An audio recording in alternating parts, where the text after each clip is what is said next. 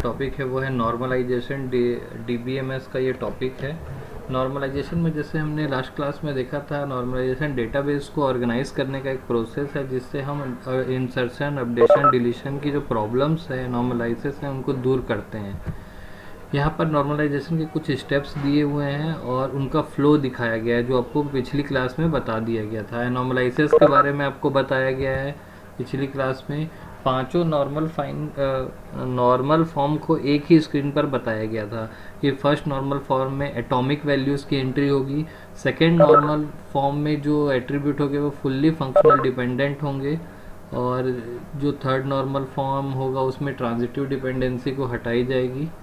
इस तरीके से पांचों नॉर्मल फॉर्म है। आज हमने देखा था लास्ट क्लास में कि ये जो टेबल दिख रहा है ये आपका फर्स्ट नॉर्मल फॉर्म पर नहीं है, क्योंकि यहाँ पर एटॉमिक एंट्रीज नहीं है। यहाँ पर जो एटॉमिक वैल्यू है ये ब्लैंक है, ये ब्लैंक नहीं होना चाहिए, शेयर हो रही है। तो इसको सॉल्व करने के लिए इस एंट्री को रिपीट करना पड़ेगा। यहाँ भी लॉजिकल चिप लिखना पड़ेगा और 1 2 3 4 यहाँ लिखना पड़ेगा। उसके बाद ये फर्स्ट नॉर्मल फॉर्म पर आ जाएगा कुछ इस तरीके से। जितने भी डेटाबेस एप्लीकेशन सॉफ्टवेयर हैं वो सारे के सारे सॉफ्टवेयर फर्स्ट नॉर्मल फॉर्म को अपने आप ही समाहित करके रखते हैं। यानी कि जितने भी डेटाबेस एप्लीकेशन सॉफ्टवेयर हैं उसमें अगर आप कोई भी डेटा रखोगे तो ज़ीरो नॉर्मल फॉर्म में जाएगा ही नहीं, वो फर्स्ट नॉर्मल फॉर्म पर ही जाता है। तो ये फर्स्ट नॉर्मल फॉर्म पर हर डेटाबेस रहता ही है जो कंप्यूटर में है। ऑन पेपर या पेपर पर आप कोई डेटाबेस में डेटा एंट्री करते हैं तो वो 0NF में हो सकता है। उसके बाद सेकेंड NF में जानने से पहले हमको फंक्शनल डिपेंडेंसी के बारे में जानना पड़ेगा। फंक्शनल डिपेंडेंसी को इस तरीके से दिखाया जाता है यहाँ पे, मतलब ये है कि B जो है A पर डिपेंड है, B जो है A पर डिपेंड है। और फंक्शनल डिपेंडेंसी जो है दो टाइप की होती है, पार्शियल और फुल्ली फंक्शनल डिपेंडेंसी। तो इस तरीके से हम यहाँ पर कुछ एग्जांपल भी लास्ट क्लास में देखे थे कि ID के ऊपर नेम डिपेंड है और एज के ऊपर जेंडर डिपेंड नहीं है, नेम के ऊपर ID डिपेंड नहीं है। इस तरीके से हमने देखा था।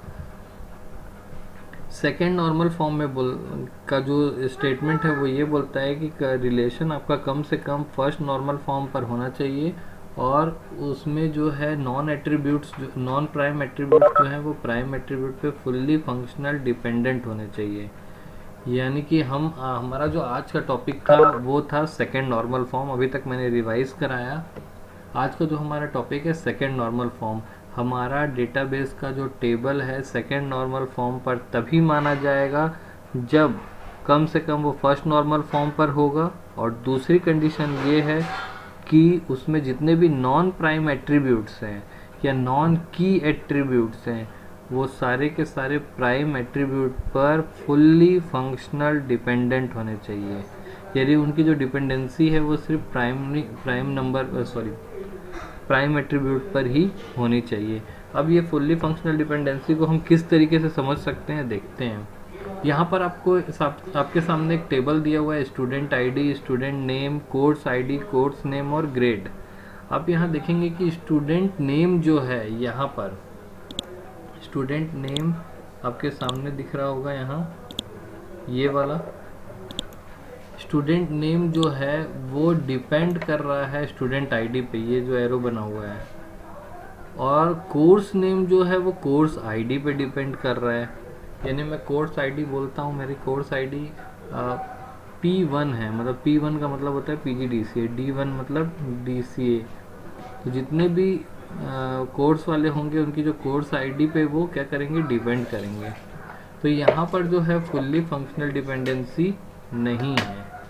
तो ये जो रिलेशन है आपका सेकेंड नॉर्मल फॉर्म पर नहीं है, इसे हमें सेकेंड नॉर्मल फॉर्म पर ले आना है।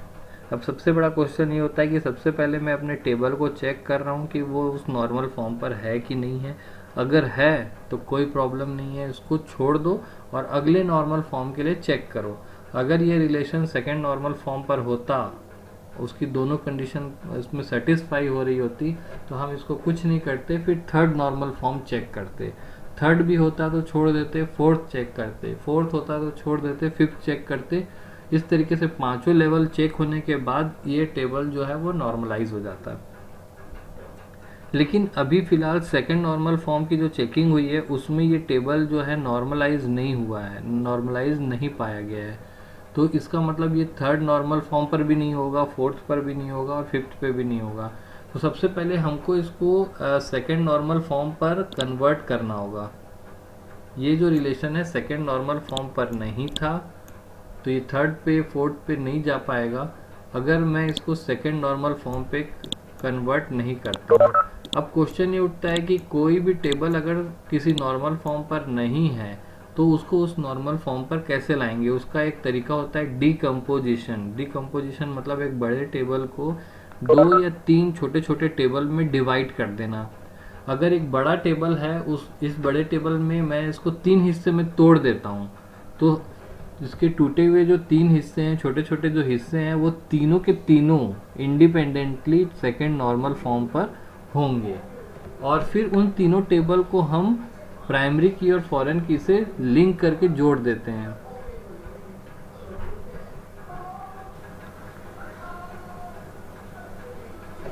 तो यहाँ पर अभी ये सेकेंड नॉर्मल फॉर्म पर नहीं है, तो इसको हम क्या करेंगे, डीकम्पोज करेंगे। इस टेबल को डीकम्पोज करने के लिए जितनी भी डिपेंडेंसी है उनको अलग अलग कर देंगे। तो इस तरीके से डीकम्पोज करते हैं। देखिए यहाँ पर दिखाया जा रहा है स्टूडेंट आईडी जो है आपका, ये वाला एक डिपेंडेंसी आपको ये एक दिख रही है और एक डिपेंडेंसी ये दिख रही है। तो इस आधार पर इस टेबल को 2 टेबल में तोड़ा जा सकता है।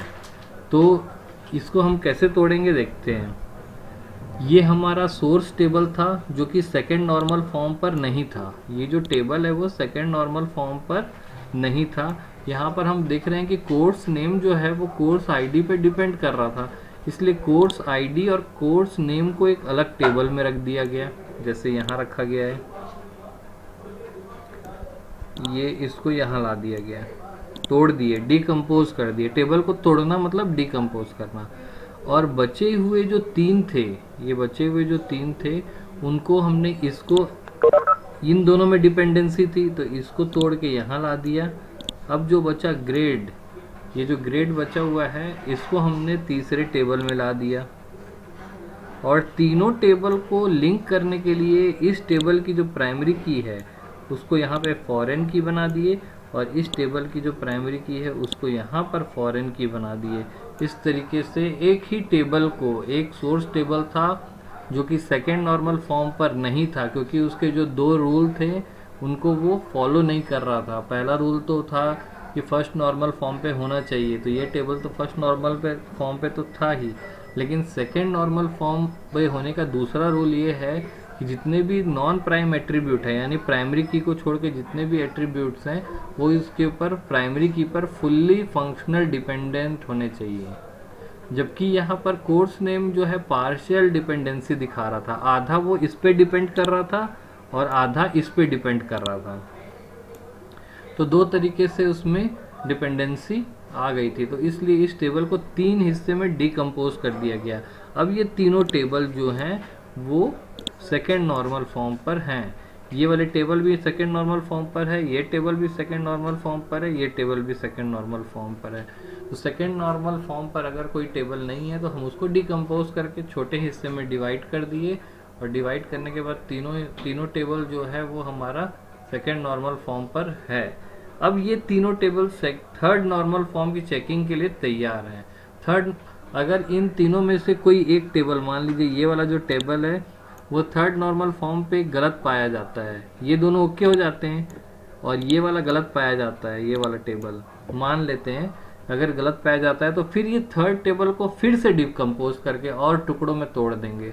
फिर जो नया 2 टेबल बनेगा वो फोर्थ नॉर्मल फॉर्म के लिए चेकिंग में जाएगा। इस तरीके से पूरा चेकिंग की जाता है। तो अब ये जो बड़ा टेबल एक हमारे पास मिला था जो सेकेंड नॉर्मल फॉर्म पे नहीं था, उसको हमने डीकम्पोज किया और 3 टेबल में तोड़ दिया। अब तीनों टेबल जो हैं वो आपके सेकेंड नॉर्मल फॉर्म में आ गए हैं। तो यहाँ पर आपने डीकम्पोजिशन वर्ड सुना। नॉर्मलाइज करने के लिए कोई टेबल या कोई रिलेशन, टेबल मीन्स रिलेशन, अगर बोला जाए, अगर बुक में देखोगे तो रिलेशन लिखा हुआ है, वहाँ सीधा सीधा मीनिंग टेबल से है।